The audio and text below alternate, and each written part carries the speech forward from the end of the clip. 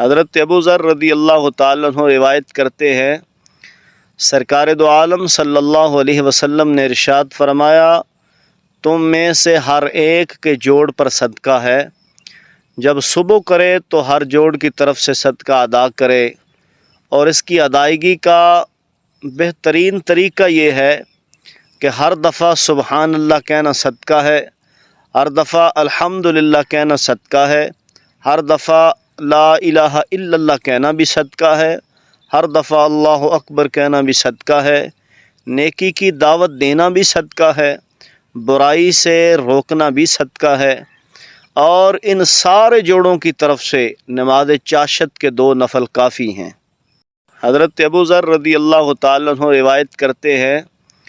سرکار دو عالم صلی اللہ علیہ وسلم نے ارشاد فرمایا، تم میں سے ہر ایک کے جوڑ پر صدقہ ہے،